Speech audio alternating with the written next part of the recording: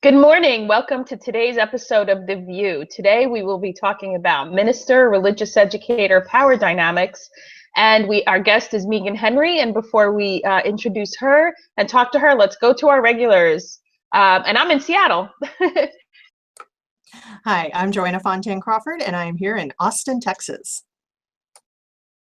Good morning, everyone. This is Michael Tino, and I am joining you from Peekskill, New York.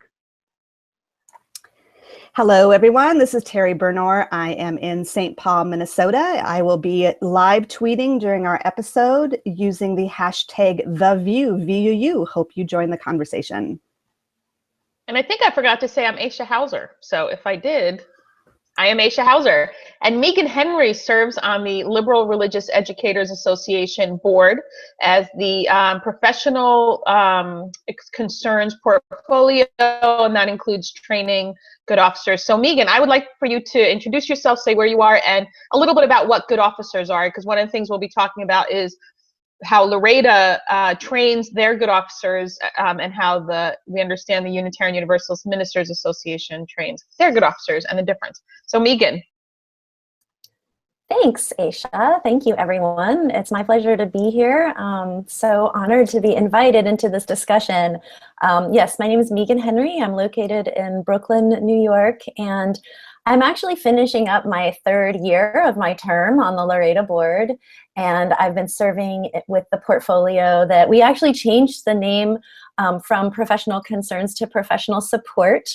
And in my role giving support, I do manage and train our good officers, and I oversee the Good Offices program for religious educators.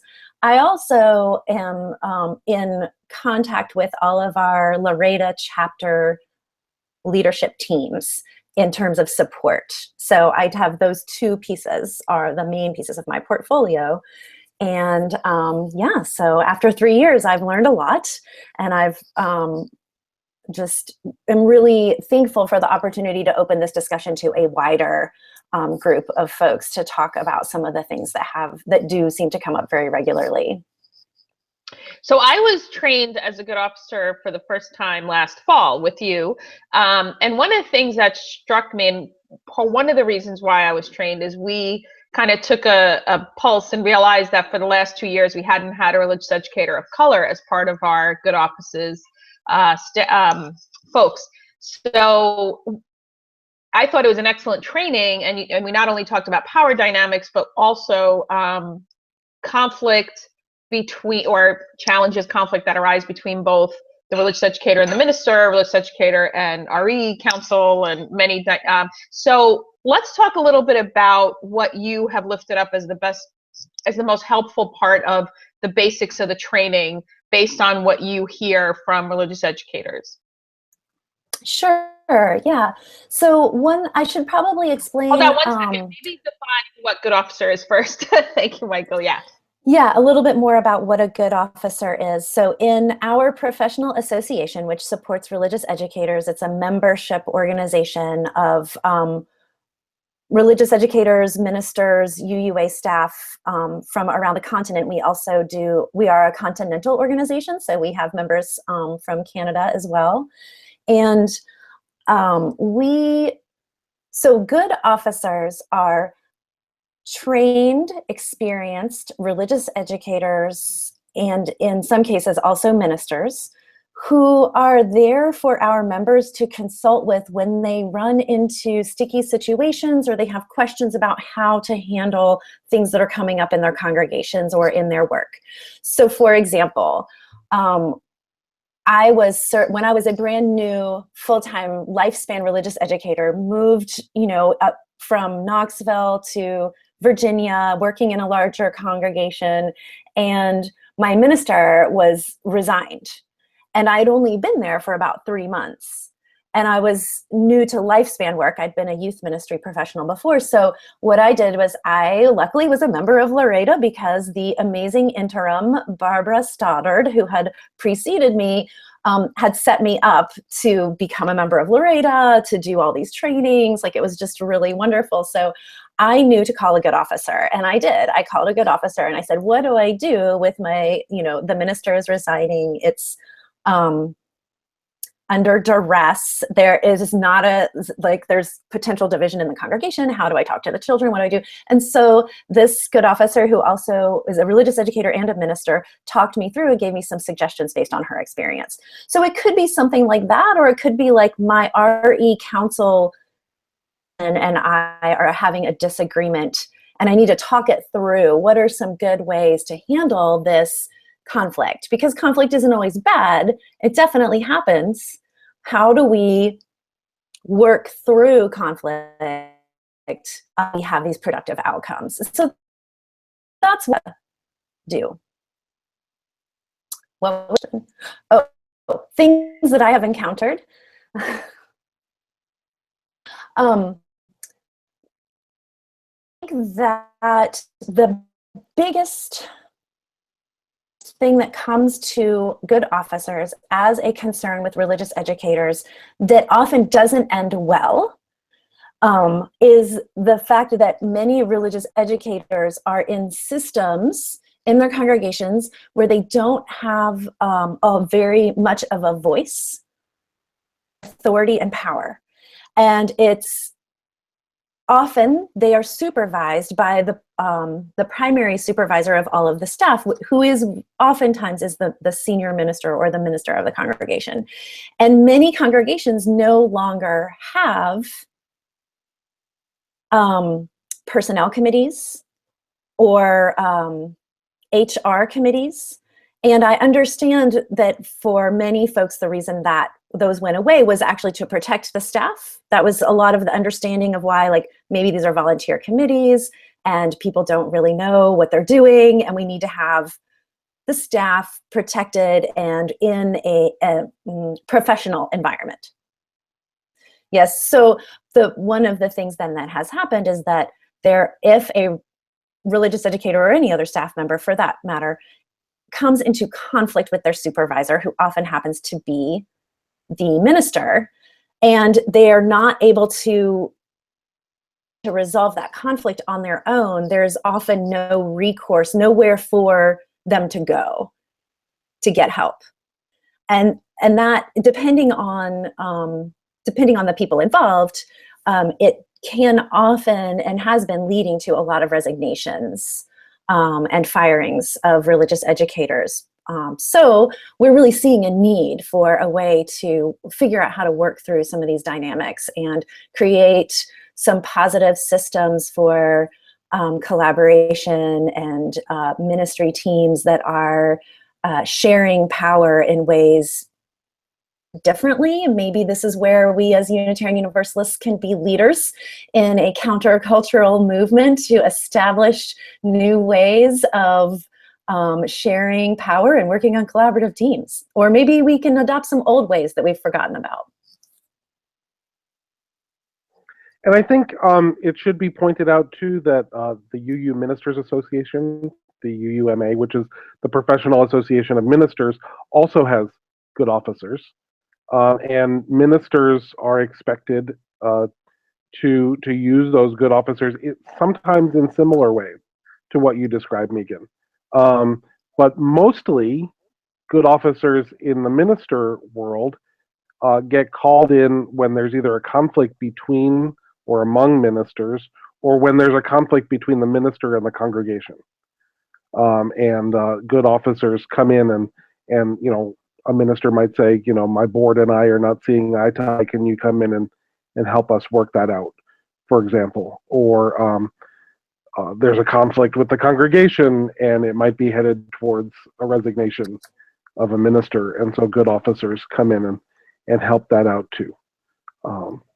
So this is a position that exists in several of our professional organizations, and I'm interested especially in how the Religious Educators Association and the ministers see those roles as similar and different, because there are some differences. I had there's a great, Musicians Network also, thank you, Kim Sweeney. The UU Musicians Network also have good officers. And someone asked, would a good officer be accessible to a UU member if there's a problem with the DRE or minister?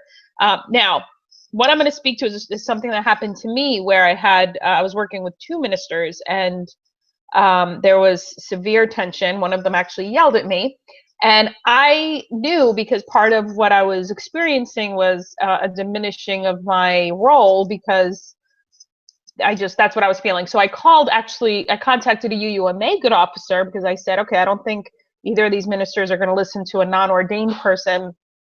And that person actually said, I can't help you, that I can only work. Now, that person did reach out to the two ministers. And I realized, and one of the things I said to Meagan after this training is, what would be helpful, because my understanding is, if there's a LREDA good officer who happens to be a minister, of course we can call those people. But I think what would be helpful is to have some kind of, I don't know what it would be called, maybe a council or a group that are trained, that could be called for either group, or even with musicians, like a collaborative group, because I do think it would be helpful for LREDA, for a minister to call a LREDA good officer with a religious, so that way they can be brought. I mean, I think it would be good if we could cross-pollinate. I think it would be helpful for the system. Yes, absolutely. I really agree, Aisha. And we have been building relationships between, more and more so over the last couple of years, between the different groups. So I've attended UUMA Good Officer training. The trainings happen they happen differently, and they happen less frequently than the LREDA Good Officer training, which happens twice a year. So we try to spread out the opportunities as much as possible, because we know that not everybody can get to every training.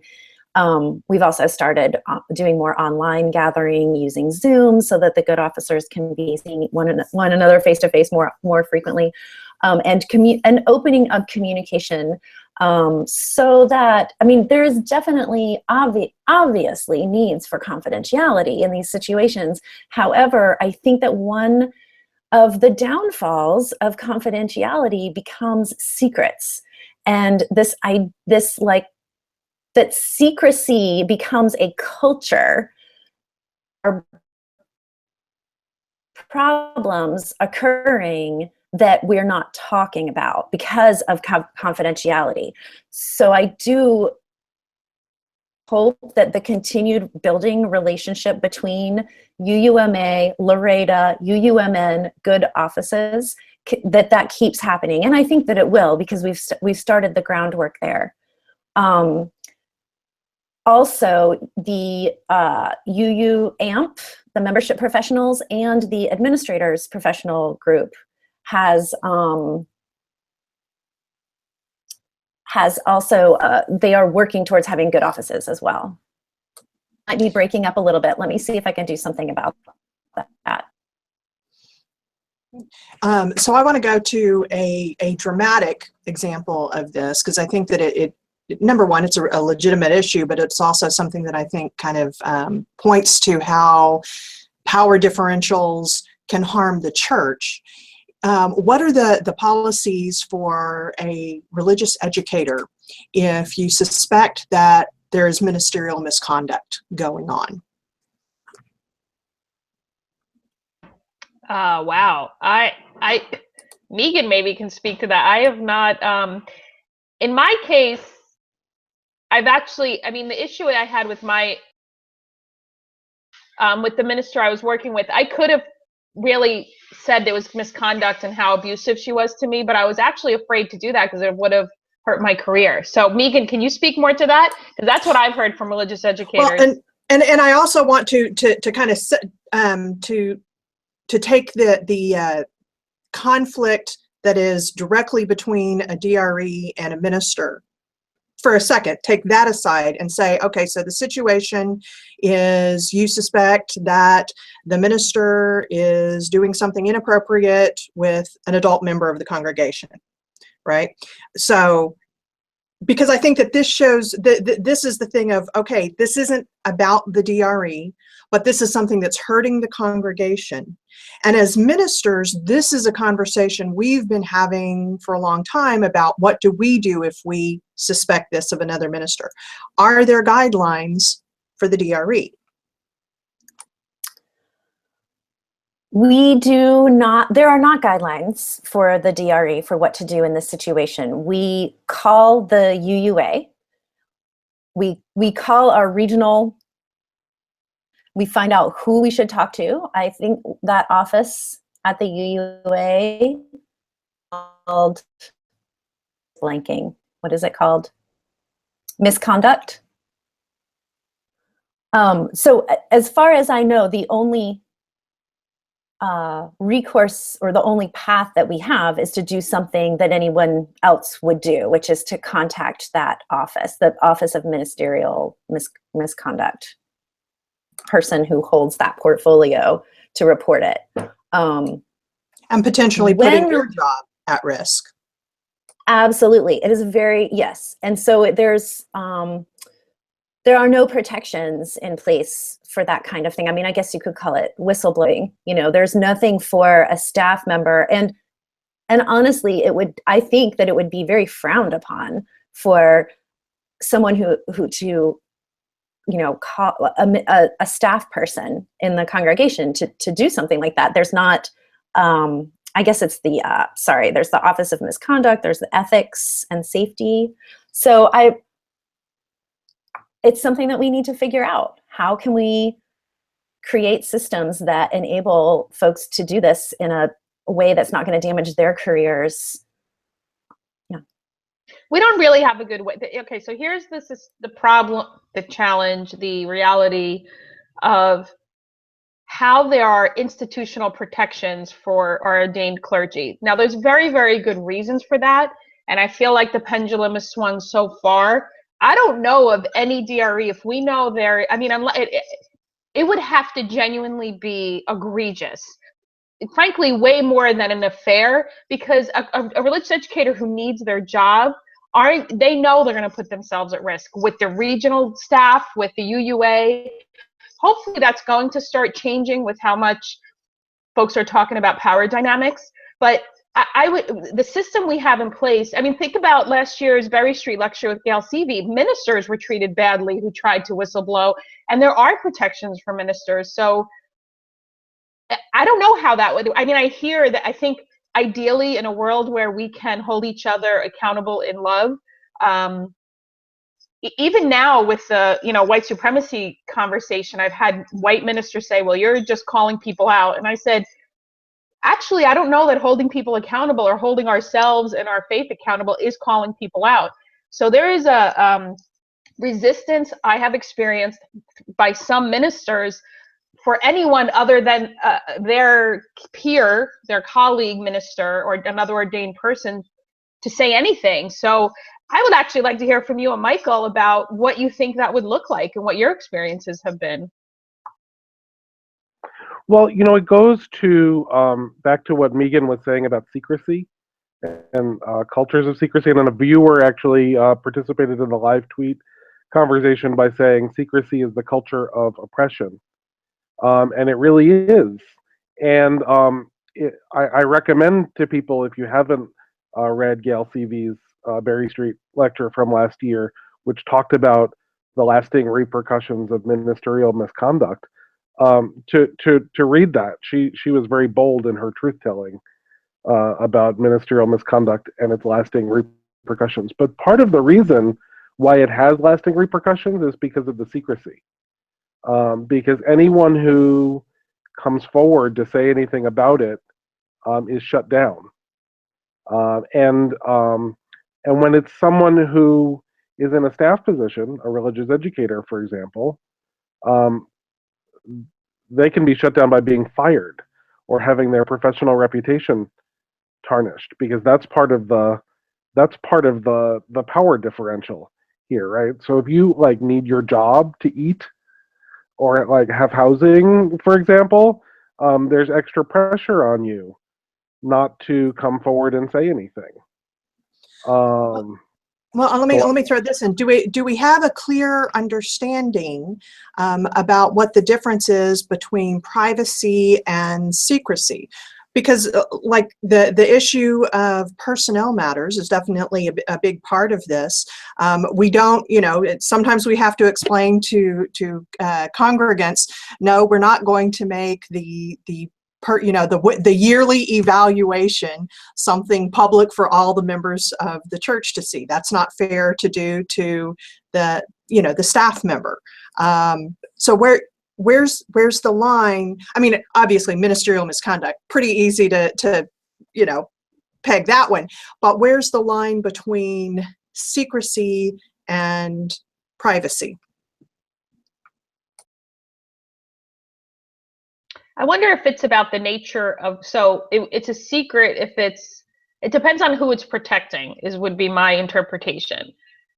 Are we protecting the professional or the minister because of the culture of wanting to protect that person? The person's been there a long time. Or are we trying to protect a congregant, a person who should be protected because the power imbalance is there, right? The minister is the person who always needs to be, or the religious educator, the professional. So, I mean, secrets are not good, as we know. Secrets are not healthy for our systems. And it really is only, so we had, I mean, when we've had to let people go in our Congress, we do have a personnel committee, and it's actually worked really, really well.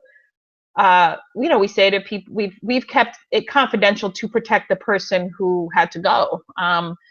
But if it involves someone else being harmed, I think there is value in saying, we need to protect the congregation. I don't know. That's a good question. But I do want to, Joanna, you said something I want to get to about the DRE doesn't have the authority to save the church.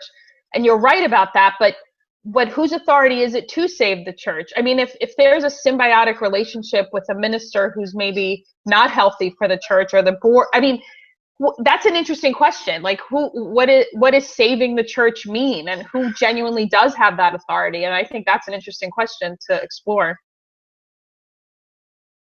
Well, and how do we form teams that work in the best interest of the ministry of the congregation as a whole, right? That I think that's really the underlying question, right? We have people tweeting up a storm here, so I want to just bring in some of those comments.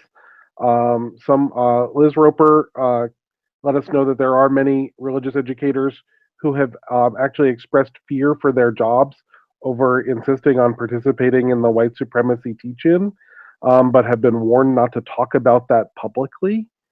So again, secrecy and oppression and systems of oppression all playing into one another. I'm guessing that there are probably some ministers who are engaging in conflict with congregations over signing up for this teach-in too. I know that it's been a little tense with me at times, and I'm working through it because that's what we do, right? Someone else says, don't many congregations have a safety policy that DREs can use and refer to? And I think that gets back to the point about who you would go to if you suspected misconduct. And boy, safety policies are really good if you suspect misconduct from a volunteer. But we're talking about power right now, right? Someone else says that the UU Society for Community Ministers, which has both lay and clergy members, also has good officers. And someone, Leah Purcell, lets us know that with respect to safety policies, safe congregation policies, a religious educator would still be at risk for bringing things forward. And I think it's getting at some of these underlying power issues, right? Who's at risk for speaking hard truths and who's not? Right. And I just have to throw in, and this is a conversation happening in some other spheres too. Interns, they're part of this. Assistant or associate ministers. Yeah, definitely. I mean, I think that whenever someone is at the top of a pyramid and they hold all of the power, then that is a situation that is ripe for everyone under that person to be oppressed. And And it doesn't have to be that way, though. Like, I would love to turn our conversation a little bit towards what some of the benefits are in working collaboratively in a ministerial team. I think that my experience has been so delightful with ministers who I have worked with. So I have these really amazing, wonderful experiences of collaborative ministry teams, of being involved in decision-making, of being invited into that relationship in just such a lovely way that I really want to lift that up too. And also to share that I think that that's so helpful for the minister also. Like, I think that ministers often feel very alone. And even if you have a lot of power, it doesn't, oftentimes that does make you very alone, right? And puts you in an awkward position as well.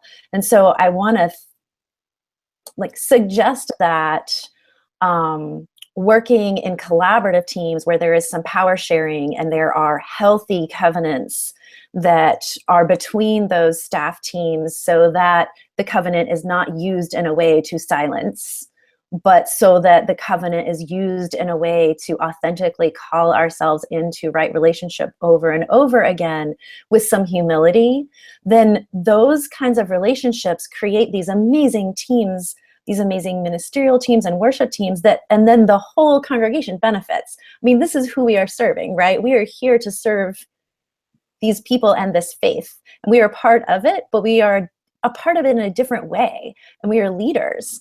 And for us to be engaged in modeling shared leadership and collaborative teams is something that is so beautiful for the congregation, because then they can take that into their committees, they can take it into their positions. Many of our congregants are, powerful people who maybe supervise other people. Maybe they can see and learn from us. So I think we have a really wonderful opportunity to be prophetic leaders around this issue.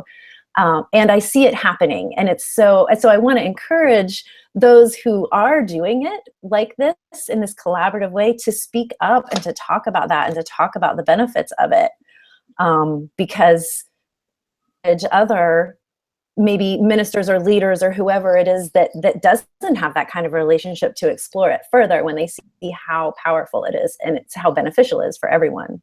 Yeah, when we can break out of our silos, great stuff can happen. And I got to see this in a really unique way when I worked at First Houston, which is a multi-site congregation.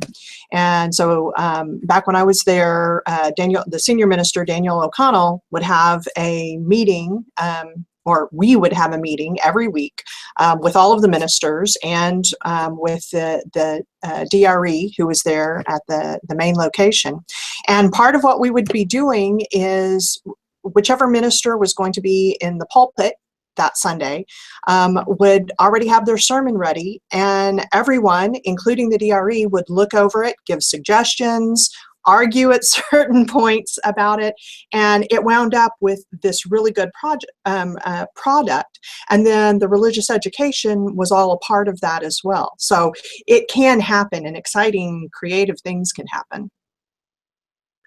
But in order for it to happen, the ministers in the system have to realize and recognize and be explicit about their power in the system, right? So one of our viewers writes, unfortunately, some ministers have refused to be in covenant with a non-ordained person.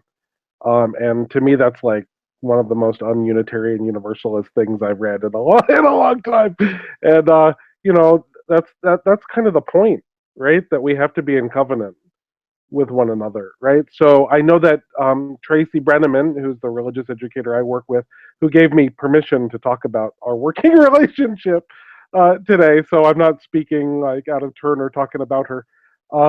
She and I are very clear that that as the minister and as the full-time minister, especially she's a half-time religious educator in our congregation, I have more power in the system than she does. And part of my job then is to use my power in ways that lift up her ministry.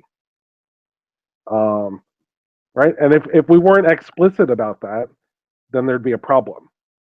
But we talk about that. And so I think that step one is you actually have to recognize that those power and be explicit about those power dynamics. Aisha? Well, I wanted to lift up one of the things that that's changed in the congregation that I'm now in my 4th year. So when I started, it was very much a CEO, minister is the CEO, and there were actually 2 ministers. And now, and then both ministers left after 2 years. We went 9 months without any, and I'm a member, 500 member congregation, so it's a large congregation. We had no minister for 9 months. And then the interim came in, and the DFO, the Director of Finance and Operations, and I worked to create that we were the executive team instead of a CEO. And once the interim minister, Elaine, who's amazing, came in, she hadn't worked in that model where it was explicitly shared authority. So yes, part of her sphere is that she is chief of staff, and I am the director of lifelong learning, Jason's director of finance and operations, and the 3 of us are a 3-member executive team that report to the board.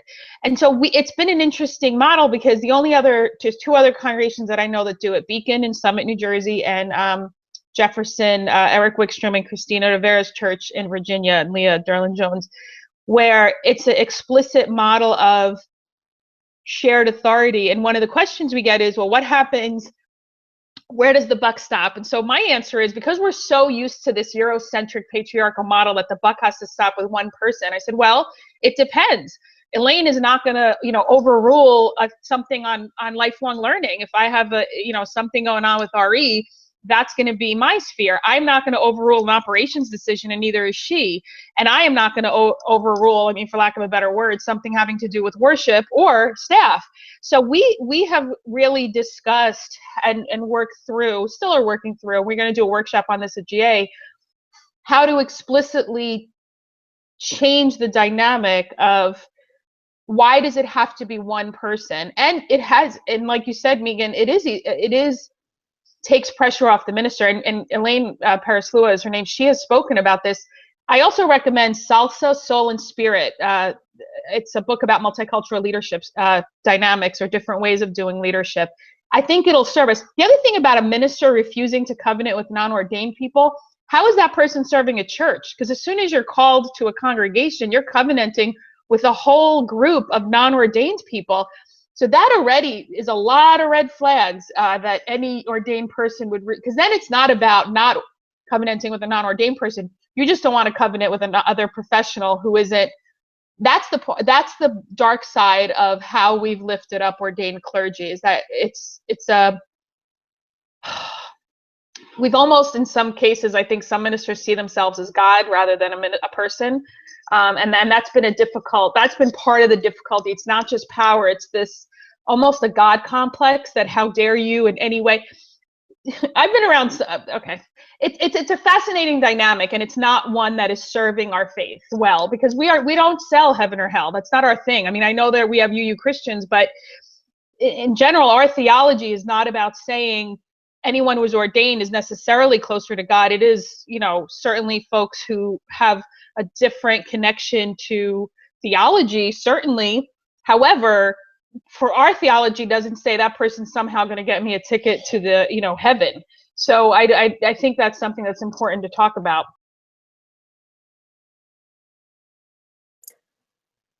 So I saw a question about how do we encourage other ministers to engage in these kinds of models. And I know that there is, so we have there was a team that created the task force.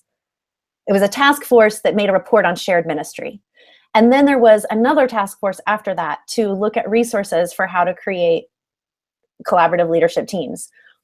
There also is now a group that has put together an assessment tool for staff teams to use to look at how shared their leadership and how healthy their leadership teams are, how their staff teams are working together, which is something that's going to be shared at the professional days at GA.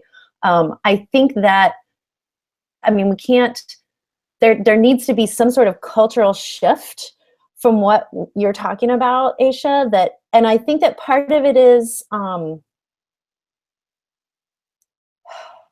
this is so generalized, but there is something generational too. Not just that all young new ministers are collaborative team builders and all old ministers are not. That is not the case at all. We can't generalize in that way. However, I do wonder how much seminary and all of these things play into it, right? So over time, there can be a cultural shift based on teaching our seminarians how to do ministry and what's important and how it can be most effective to serve the faith in the congregations.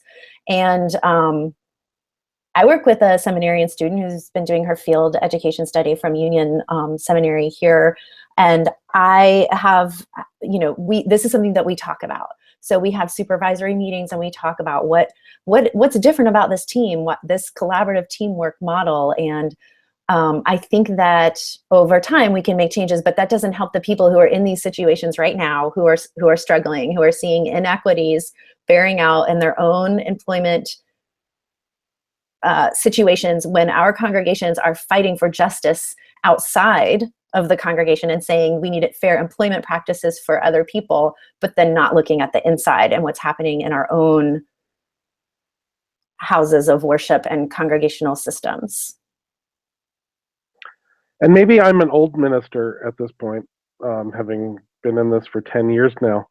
But I didn't learn that in seminary. I didn't learn how to be a team builder or a team member. In seminary, I learned it doing young adult and campus ministry and doing anti-racism work and noticing that religious educators were my strongest allies in that work. That's where I learned it, right? So there are lots of different ways that we learn it. And Terri has come out from behind the chalice, which probably means she wants to say something. Well, I just wanted to make a little plug for the changes that are happening in the formation process. And so I'm a candidate for ministry. I graduated from seminary 2 years ago, and I'm in the tail end of the whole credentialing process. And there's a whole new set of standards that new ministers coming in have to be accountable to. There's a whole brand new, completely turned upside down reading list that we have to go. And so speaking to what you're talking about, Michael, I think there is a recognition of new ways that incoming ministers need to be trained and to look at shared leadership, collaboration. The book that Aisha referenced earlier is on the reading list, and I don't think it was on the reading list before. And so if anything, my hope is that ministers that have been doing this for a while, maybe a little remedial work and take a look at what incoming ministers are being trained in, because sorry, you might be a little bit behind the curve in some of that stuff and might value a little bit of new materials. Just a friendly collegial suggestion. I also want to say that the amount of chat and conversation that has been going on for this episode, I've been including and sharing some of this to our panel as we've been going along, but it has been a really rich conversation. We have 45 viewers watching this episode now, and it's great to see this. And I'm feeling just a little bit of a personal regret that this episode did not include more representatives of good officers across all the organizations. I personally had no idea that so many UU organizations have this. And it just does make me wonder, where is the opportunities for more collaboration and cross-population and pollination of ideas and training and relationships? And with that, I'm going to go behind the chalice. So speaking of formation, I have a question. The formation to become a religious educator is so profoundly different than the formation to become a fellowshipped ordained UU minister, right? With the minister, it's you do this, you do this, you do this, and at the very end of it, you're a minister. And with the religious educator, disclosure, my best friend. Some of my friends, no, my best friend is Katie Cartman, who's a fabulous DRE at Emerson UU Church.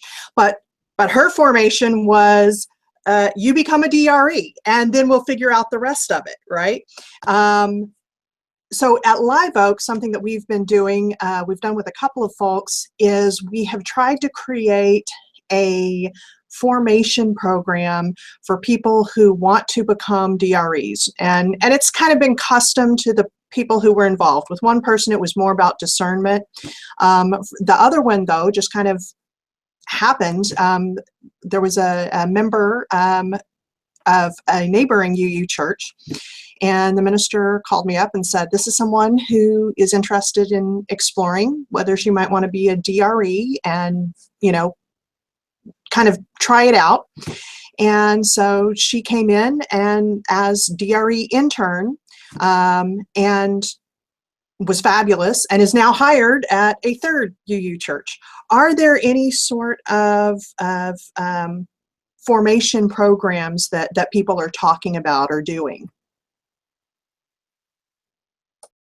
Well, I think it's really, I would like to say that I think it's unfortunate that there's been such a Unitarian Universalist institutional devaluation of religious education as a profession and a calling.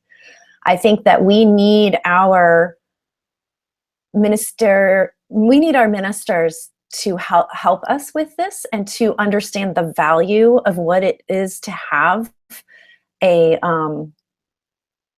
or information religious educator who feels called to this work.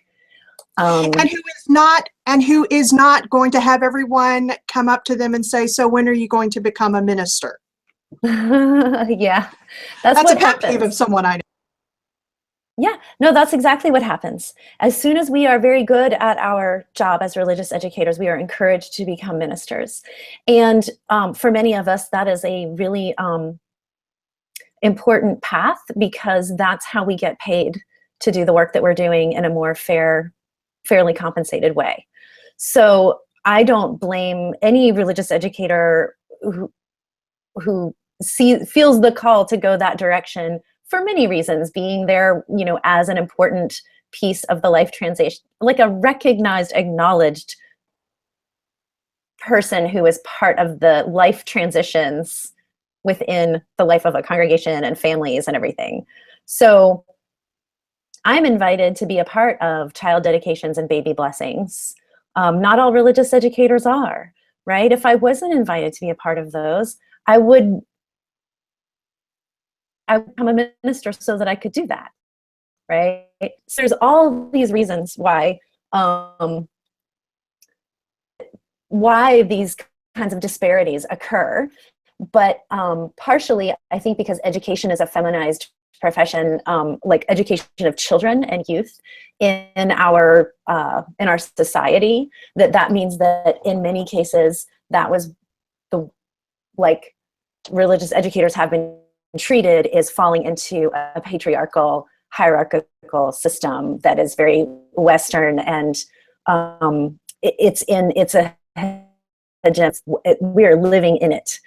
And so long, religious educators have been devalued in our congregations, that congregations hire someone who has no experience or is new, or is, you know, all of these different things that happen that bring people into the profession, and then many of them fall in love with it and are like, okay, I want to do this. I want to do this really well. How do I get formed? And so they enter into the credentialing process, or they take, you know, classes in education and education theory and developmental, you know, the local community college or wherever they can get it. But there is no formalized process other than our really amazing credentialing program. But it's not like you do that before you become a religious educator. It is on the job, and it's incredible. And I have not credentialed myself. I came into this wanting to be a religious educator, and I had studied world religions and education in college, and got my graduate degree in philosophy and world religions, and did some education training and formation, working as a youth ministry coordinator in a congregation. So I think many of us we all have our different paths to how we come to it. And it's not, you're right, it's not the same as being called to being a minister and having a very clear path in that way. So one of the things that fascinates me about Unitarian Universalism is that for a faith that has a theology that I think is compelling and I experience as compelling, we're incredibly unimaginative when it comes to leadership. Like, we've simply taken a Calvinist, Puritan, Protestant model and just replicated that. And I don't know that it really serves us in the way that I think can empower folks to embrace our faith, right, more. So for me, I'm a social worker. I'm an MSW. Meagan has I know many religious educators that have master's degrees that are genuinely devalued because they're not MDivs. And so that to me is like, it's been a fascinating thing to feel like, well, there has to be some justification or some, other thing other than being an educator. I mean, I know one religious educator who has a PhD in education, and somehow that's like not a thing which is fascinating to me. But religious educators come into the work either by, they have a pulse and the congregation needs a DRE or needs someone to lead the RE council. But what happens is our work is dependent on relationships with others. We need to recruit volunteers. We need to, form relationships. They have to be safe volunteers. So we really have to get to know people. So the formation of a religious educator is rooted in the congregation. It can't be any other way, or the person won't really last that long. I know some cases where it does, but not really. And so to me, it feels like, I almost lament that that the ministerial process is, what I've heard even from Keith Cron is, they have this phenomenon of folks will go to a UU church for a year, not having grown up UU, and then go to seminary. And then it's a very introspective process, which is fine. But then I'm like, so you didn't have these connections that are external for many years, and then become a minister. And so I wonder what that does, and then how that affects the system. And I think it is important to look at formation for all of us, and what we can learn, and I think Terri alluded to this, that the changes in the formation of ministers, which I'm happy to hear, because I do think that was why I didn't do it, because I also got asked, finally people have stopped asking for the last 15 years, because it felt very introspective to me. I said, I don't really want to do all that reading about the Bible. I mean, I feel like there's more things I want to explore and strengthen my collaboration skills with other folks. And I think that's the part that I hope is being strengthened in ministerial formation, because we're not serving ourselves well in just in affirming patriarchy all the time. Does that make sense? It makes sense to me. I want to lift up that Kathy Segal has added on our chat that an agreement for all professionals on best practices in shared ministry is soon to be unveiled. So the shared ministry assessment tool.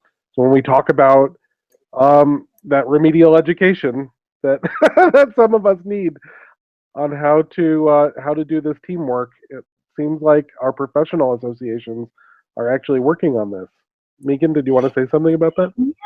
Yeah, we have been working on it. That's one of the things I wanted to just let y'all know, is that the professional organizations have been, my experience of LREDA and being on the board is that we are so hard to make these connections, to be connecting with UUMN, UUMA, and making all of these bringing these groups together, right, and having these conversations and working on a shared covenant that we can all have some sort of agreement between the nations, which I think could be really incredible and a really great way to open this conversation even more. Last year, there was at the ministry day, or like the professional days right before General Assembly, there was a really amazing workshop and conversation on shared ministry teams. And I mean, it was standing room only.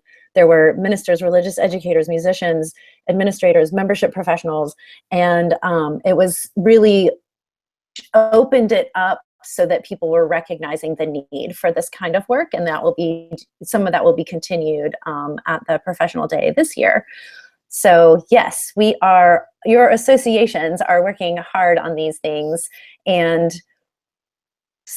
oftentimes, just like in our congregations, it's hard to get the word out, right? So the more we can be talking about these things like shared agreements and covenants, I think that the better it will be. But we do need to be talking to our colleagues about these things. Someone asked the question about how this would work in small congregations. And it is true, if you're not working with a large staff team, the dynamic is different.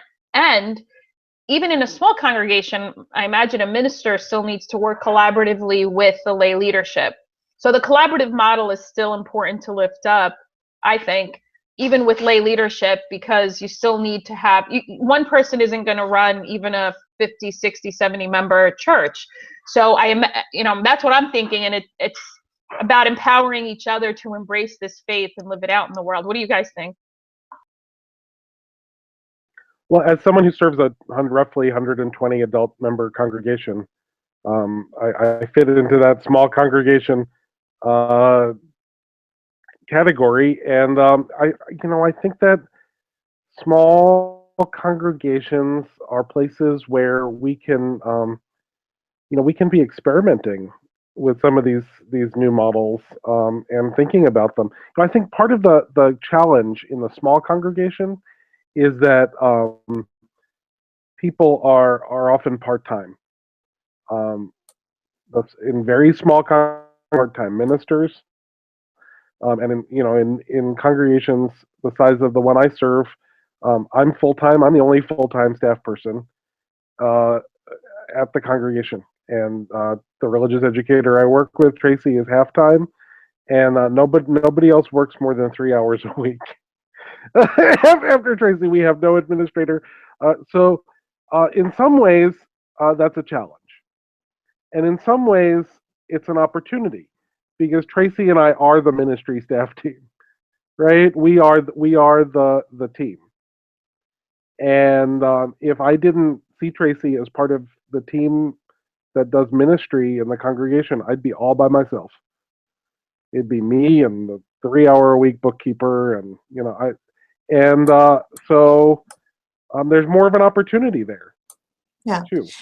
And I think especially and I saw this at my home congregation, for the churches that really, the small churches that really take on the idea of being leadership incubators, there's a real opportunity here. And if you do have a minister who says, yes, we are a leadership incubator, and part of the way that I can help someone become a professional DRE is to work collaboratively with them, for us to, and to have, a partner in what we're doing here. Another challenge with small congregations that I just want to bring up is I've heard from some that they're not able to have, I think you might have said this, Michael, staff meetings. Everybody can't get together for a staff meeting if they're just like 5 hour, 6 hour, or 10 hour a week positions. Then you've got, it's very hard to have shared ministry when you're not all able to sit down and talk about the worship service and have the music director or pianist be a part of that conversation. It can be very difficult. But also there's something else that folks had brought up that I just want to run back to really quickly, is this idea of congregations having safe congregations, relations teams, conflict teams in the congregations where people could potentially go to with issues that come up. Another piece of that is committees on ministry. Lift up the role of committee on ministry as is to serve the ministry of the whole congregation, not just like the minister to go to or to have conversations with, but for other people who are part of the ministry team to go to, which is, it happens differently in different congregations, I know, but that is another place where these kinds of concerns can be handled if the committee on ministry is speaking to the religious educator also, as well as the minister, as well as the other professionals in the congregation or staff in the congregation. And many congregations don't have those teams. Like there are plenty of congregations that don't have a right relations team or a conflict resolution team. In that case, I have found that many religious educators are left with no recourse when there is a conflict with the minister, that they go to the minister because the covenant says you have to go to the person you're having a concern with directly first. So if you go to that person and that person happens to be also your supervisor and they say, I'm sorry, but I don't see it that way, and I need you to change there is no recourse. Reality right now of many of our lives in our congregations. And it's something for us to look deeply at and really discern around, is this the best way to be doing the ministry and engaging in our faith and in our principles? Amen. I do want to lift up that happens with associate ministers as well, who aren't, maybe if they're hired. So it's a dynamic that when one person has been deemed the CEO, it's a challenge in a church because we don't have the same kind of accountability.